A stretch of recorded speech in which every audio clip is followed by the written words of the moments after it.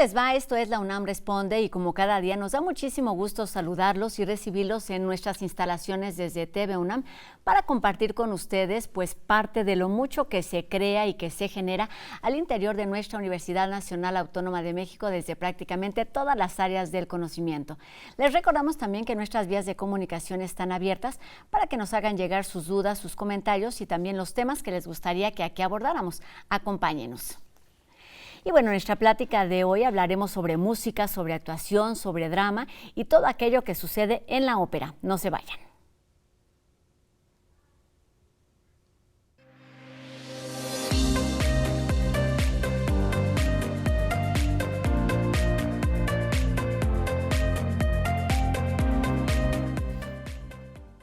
Ambrosio o la fábula del mal amor es la ópera que hoy nos servirá como ejemplo para acercarnos a las características y también a los elementos que componen una pieza de este tipo. La vida, el amor y la muerte son algunas de las reflexiones de esta historia ambientada en el siglo XVII que también nos traslada a la época contemporánea en la Ciudad de México. Y bueno, para hablarnos de todo esto a partir de la adaptación y de la presentación de esta pieza aquí en la pantalla de TV UNAM, nos acompaña el doctor José Antonio Guzmán, quien es docente en artes, etnomusicólogo y también compositor e intérprete. ¿Cómo está, doctor? Bienvenido a La UNAM Responde. Muy bien, muy contento de estar aquí con ustedes. Pues un gusto para hablar de este tema que puede parecer complejo para muchos y vamos a intentar que sea una clase que es a lo que usted se dedica, además a lo que se ha dedicado, nos decía, durante 44 años. Comencemos por definir. La ópera tiene teatro, tiene música, tiene drama, tiene un montón de elementos que la acompañan y la complementan. ¿Cómo la entiende usted? ¿Cómo la define? Sí, como tú has señalado, sí es un proyecto interdisciplinario porque reúne muchas especialidades, la música vocal, la música orquestal, el ballet, el drama, la literatura, la poesía, la iluminación, la arquitectura, la escenografía. O sea, están reunidas muchas artes y confluyen finalmente también muchas de estas veces en una toma, en una película, o sea que también incluye al cine de alguna manera, porque es la manera de dejar un registro que ya queda, digamos, en la historia para consulta. Entonces, pues es realmente un proyecto de ópera es siempre muy rico porque exige muchas competencias y exige muchas especialidades que sean desarrolladas y que todas confluyan para lograr un mismo fin. Es por todo esto que puede pensarse que la ópera es un género complicado, que no es para todos los públicos, doctor. Pues sí, todo género es complicado, vaya, toda cuestión que tiene mucha miga, que tiene mucho fondo, hay que entregarle nosotros nuestra atención, nuestro tiempo y nuestro interés, es decir, hay que hacer un poco de esfuerzo porque las cosas no son tan simples y vivimos en una cultura muy mediatizada en donde todo es muy light y muy comercial, entonces pues si son cosas que nos cuestan un poco de trabajo al principio, como el lenguaje, por decir algo, en el siglo de oro, el lenguaje del español antiguo, de Lope de Vega o de algo, bueno, va a hacer el esfuerzo por tratar de entender estos versos, etcétera. Igual que, en fin, en la música, tratar de entender y de meterse en las situaciones dramáticas para que se conmueva uno con lo que sucede en la ópera. Hay elementos que tienen que estar en una obra y hay algunos otros que no sean indispensables, doctor.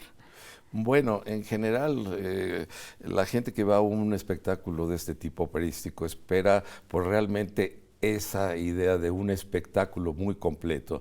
Entonces, entre más rico sea, entre más tenga elementos como el ballet o la música orquestal o arias fantásticas o piezas o partes corales muy interesantes, pues eso todo abona en el interés musical y en la calidad también de la obra. Y entonces eso nos hace pues apreciar una obra de Verdi o de Wagner porque están hechas de una manera magistral, donde tú ves unos textos hermosísimos con una música maravillosa, con una tesitura y una manera de escribir las voces que es de los grandes maestros, en fin, un gozo completo. Se trata de piezas completas, pero también de piezas complejas que requieren además un largo trabajo de preparación y usted hace ya algunos años presentó Ambrosio. Sí. Cuéntenos de esta adaptación, de cómo se trabaja un texto de este tipo. Bueno, pues una ópera genera muchísimos tipos de materiales. Primero, los materiales manuscritos con los que trabaja el compositor, digamos, muchas veces es con su piano y empieza a tratar de ubicar las partes vocales, las partes de los acompañamientos armónicos, etcétera. Y este es un primer, digamos, boceto que también hace con los textos, es decir, estos dos tipos de manuscritos nos llevan a hacer un tercer manuscrito que es un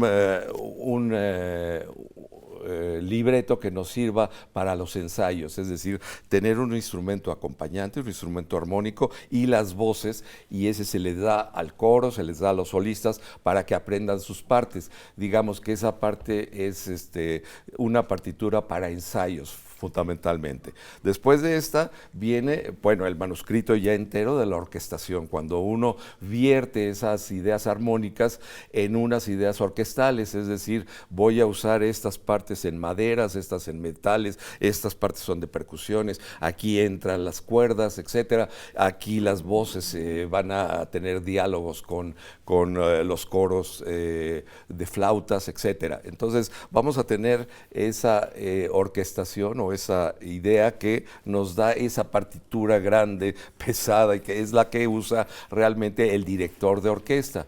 El director dirige desde esa partitura donde tiene todos los instrumentos ordenados por maderas, metales, percusiones, cuerdas, voces y instrumentos de acompañamiento. Entonces, con esa partitura, el director tiene control de todos los instrumentos que están tocando en este momento. Digamos que este trabajo es la base para comenzar a ensayar, para comenzar a armar y para ir integrando los demás elementos que forman parte de la ópera, sí, doctor. Es que vemos sí, esto un trabajo impresionante desde que lo vemos en cuanto al tamaño, en cuanto, por supuesto, a los contenidos. Quienes no tenemos conocimiento de esto, pues vemos una cosa, vamos, muy, muy compleja, muy elaborada. Sí, es muy elaborada, lleva mucha atención visual. A mí me hizo bastante daño en los ojos, tantas correcciones y todo. Claro. Yo antes veía de noche y casi veía a través de las paredes, tenía muy buena vista, y esto pues sí, estarse fijando que si el bemol, y como son muy chiquitos los pentagramas, pues sí es un trabajo muy acucioso.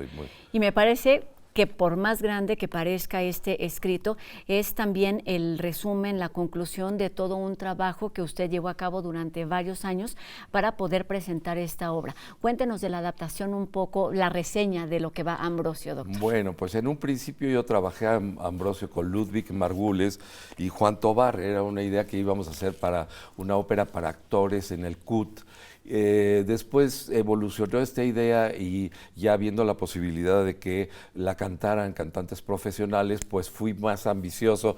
La primera versión es una especie de ópera para actores más sencilla de cantar, muy basada también en los recitados para que los actores no tuvieran tantos problemas, o sea, tan cantable, pero hubo la posibilidad de que un gran intérprete como Plácido Domingo la considerara para montarla, y entonces, pues sí, fui muy exigente en hacer una versión de orquesta y una versión en donde los solistas ya tienen exigencias totalmente operísticas, totalmente profesionales, y entonces así ha evolucionado la ópera. La que se presentó en el 2006 fue precisamente pues esta versión. Es una ópera ya, digamos, hecha para profesionales, y que me dieron la oportunidad de dirigir la escena yo. Como quien dice vulgarmente, me soltaron el Titanic, que es Bellas Artes, una especie de Titanic nada más y nada menos, de transatlántico maravilloso de los años 30, y entonces hice un montaje muy de acuerdo con lo que yo había concebido como la primera idea de la ópera, una ópera historicista, una especie de idea de que alguien encuentra un manuscrito de una ópera del siglo XVII que no se ha estrenado. Entonces hay boleros, hay danzones, hay música, jácaras, etcétera, pero todas en polifonía, y todas a 4 voces, a 6 voces, etcétera. Juego mucho con esta cuestión de una arquitectura barroca, un formalismo barroco, pero con ritmos contemporáneos de América. Entonces eso le da, pues es un poco un guiño de humor negro, es decir, es una ópera muy trágica donde suceden cosas, pero siempre en un ambiente y en un tono de humor negro, es decir, que también se puede tomar como una especie pues de alegoría finalmente. ¿Qué es lo que define que una ópera sea considerada clásica, contemporánea o contemporánea? Bueno, yo diría que toda ópera clásica resulta contemporánea, porque ¿qué más contemporáneo que el Tristán y Isolda de Wagner? O sea, esas obras maestras ya quedan en la historia del arte y pues bueno, pues todo compositor aspira a que su obra quede así como un hito en la historia. Pero claro, los que tienen esos derechos son Wagner, Verdi, los grandes maestros de la historia que han hecho pues que esas óperas que se llaman de repertorio, que siempre están puestas en el Metropolitan, en la Ópera de París, en Madrid, etcétera. Como dice, en esta ópera están presentes hasta varios ritmos, varios elementos que le van dando un estilo personal que tiene que ver además con su formación, con su experiencia, con lo que usted ha estudiado y me refiero a estas tradiciones de la música, tanto en el ámbito indígena como en el colonial. ¿Cómo va sumando usted estos elementos para hacer una obra cercana? Bueno, pues sí, qué bien que lo señalas, porque yo me he dedicado a la historia de la música en México. He escrito mucho sobre la música en los códices prehispánicos y también he publicado para la UNAM uno de estos tomos de la historia de la música de México. Está dedicado a la música colonial. Ese tomo lo hice con el musicólogo Robert Stevenson, él una parte y yo la parte de los instrumental. Y entonces pues eso me ha acercado a la práctica musical mexicana durante el Renacimiento y el Barroco. También abona el que yo fui fundador de la Capilla Virreinal de Nueva España, un organismo, una pequeña orquesta que se dedicó a montaje de obras coloniales tanto de México como del Perú, ya que el director Aurelio Tello era peruano, o es peruano, perdón, digo era porque ya se disolvió la Capilla Virreinal, pero nos dedicamos a hacer muchos estrenos de repertorios desconocidos y recién paleografiados, es decir, que volvían a la vida a escucharse después del siglo XVIII o XVII. Volviendo a este tema que platicábamos hace unos minutos en cuanto a la preparación, de saber qué vamos a ver, de tener como un contexto y de no querer que todo se nos dé de forma digerida, ¿qué es lo que tendría que saber el televidente, en este caso de TV UNAM, que este 6 y 7 de octubre va a ver en nuestra pantalla Ambrosio, doctor? Bueno, pues una de las cosas me parece un acierto grande, es el que estén subtituladas, aun cuando estén en español, es realmente difícil y hay que poner demasiada atención a veces porque las dicciones de los cantantes varían, algunas son exactas y muy buenas y otras pueden, entonces siempre ayuda muchísimo el que estén subtituladas porque puede uno seguir la historia, lo que es imprescindible en este tipo de óperas. En esta ópera es muy importante la cuestión dramática, la cuestión cómo se manejan los juegos de emociones y también la cuestión de trasfondo filosófico. Es un enfrentamiento siempre del bien y del mal. Incluso en el primer interludio, que es un juego de ajedrez, están jugando el demonio y el Dios Padre están jugando ajedrez, pero las piezas son los buenos de la ópera, los personajes buenos, y los personajes malos, los 7 pecados, la diableza, el demonio, en fin, los malos de un lado, los buenos del otro, y juegan un juego de ajedrez en el cual quedan tablas, es decir, empatan y entonces se enfurece el demonio que no sabe perder y avienta las fichas y en fin nos deja con esa idea de que no ganó ni el bien ni el mal, que es un poco lo que yo trato de dar también como tesis filosófica. Doctor, pensando en esto, en el bien y el mal, en el amor, en la muerte, en la libertad, en la decisión, son todos esos factores, vamos, esas condiciones que nos hacen seres humanos. Es por eso que la misma ópera no tiene vigencia, que puede representarse aquí y allá sin importar el idioma, sin importar el contexto un poco, o incluso adaptarse o aprovecharlo un poco, porque habla a fin de cuentas de lo que somos y de lo que sentimos los seres humanos.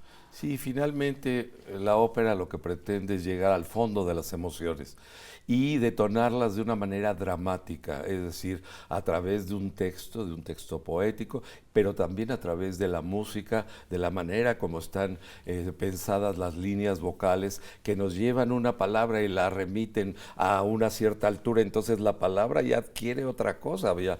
Una palabra cantada no es lo mismo que una palabra hablada, porque nos da precisamente esa altura, esa cosa, esa emoción que acompaña cierta palabra. No soy el primero ni he descubierto ese procedimiento, ese es antiquísimo. Monteverdi ya decía, insistía en eso, en que la música debe de servir y deben de estar en relación con la palabra directamente para que exprese y detone las emociones de los textos dramáticos.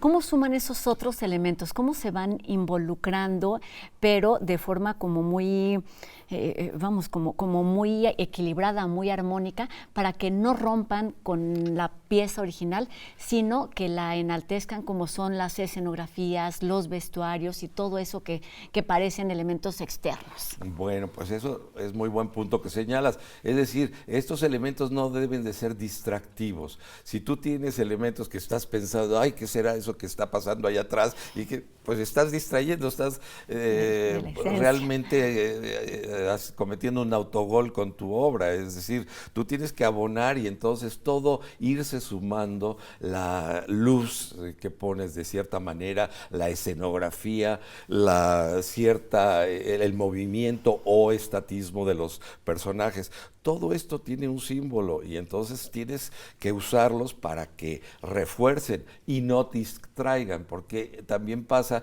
que si tú pones ciertas acciones que no tienen que ver con el contexto, la gente dice, pues, ¿qué estará pasando? ¿Por qué estará esa señora haciendo allá atrás, barriendo con una escoba? Bueno, pues sí, si no quieres, pues quita a esa señora barriendo, porque es un elemento distractivo, no abona nada al drama. Entonces, pues para esto los grandes genios fueron realmente muy conscientes de integrar estos elementos escenográficos, estos grandes telones, estos iluminaciones, etcétera, y también la cuestión actoral, de la expresión actoral, que ha evolucionado mucho, es decir, del teatro romántico, realista, naturalista, etcétera, al teatro que tenemos hoy en día, en donde hay muchos más recursos también dramáticos y también elementos que tal vez en el pasado eran menos, técnicamente menos ágiles. Por ejemplo, el que vuele un personaje, ahora se puede hacer más fácilmente que pensemos en tiempos de Wagner.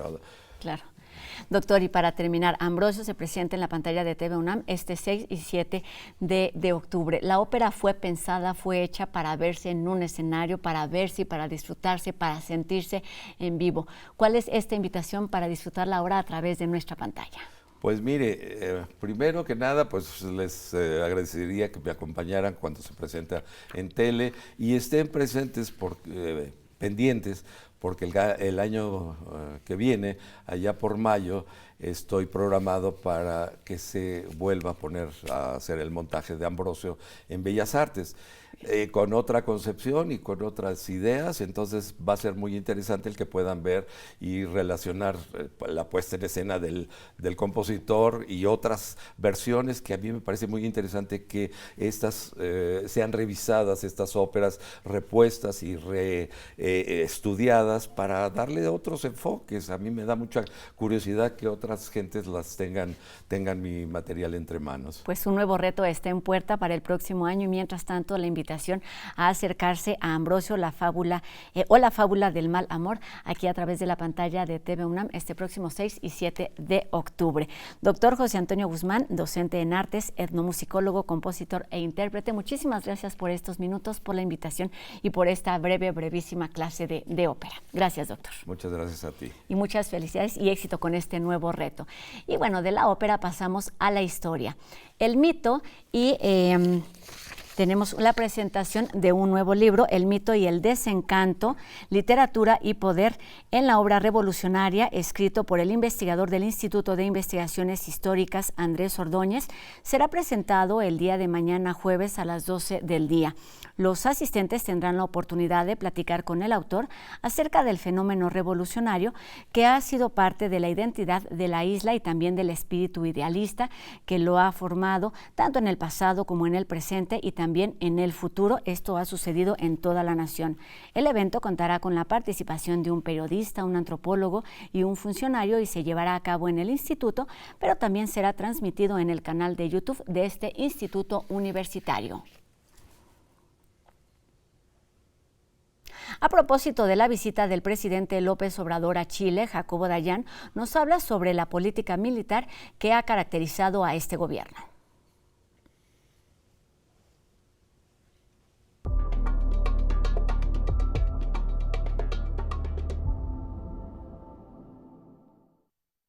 ¿Qué tal?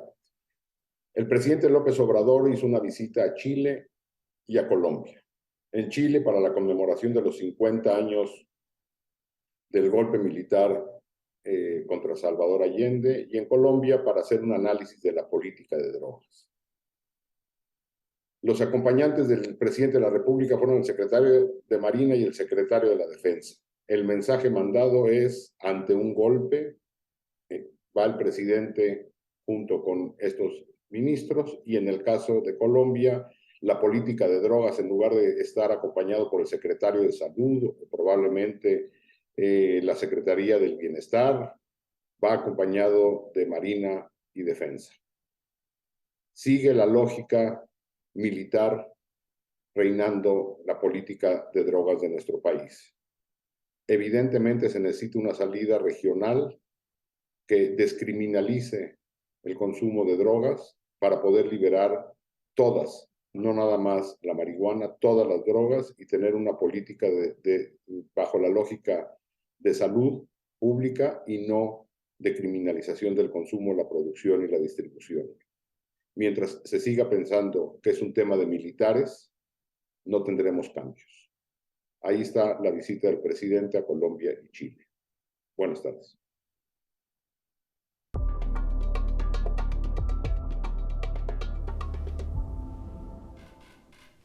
A raíz del sismo de 1985 surgió en México el interés y también la necesidad de incluir nuevos elementos en los equipos de rescate. Sobre los perros rescatistas va la siguiente entrega de UNAM Global TV.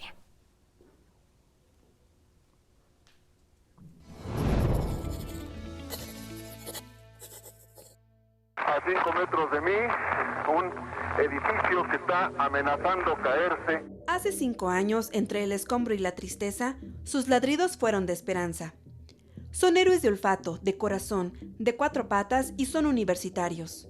Baco y Gala son 2 pastor belga que pertenecen a la Unidad Canina de Búsqueda y Rescate de Personas, un grupo creado en la UNAM en 1986, por iniciativa de veterinarios universitarios a raíz de los sismos de 1985. Ahí se ven las personas que nos están pidiendo ayuda, no estamos parando a los bomberos.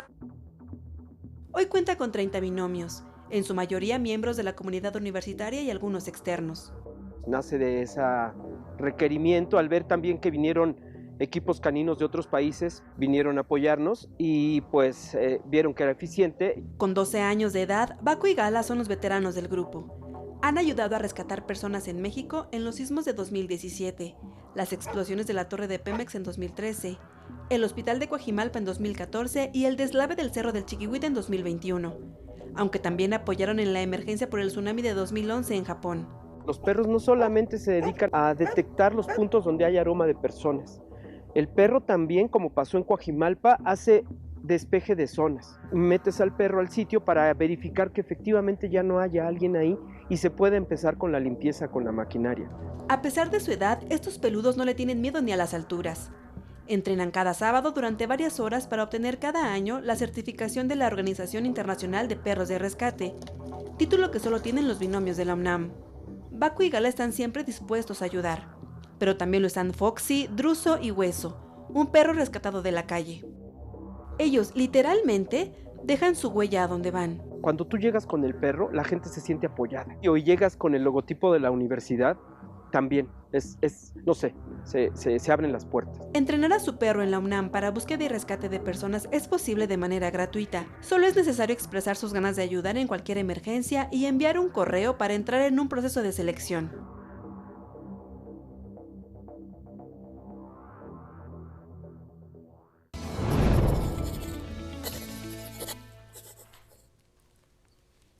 Así terminamos nuestro programa de hoy, agradeciendo a Fernanda Ramírez en la interpretación de lengua de señas y a todos ustedes que nos hayan acompañado.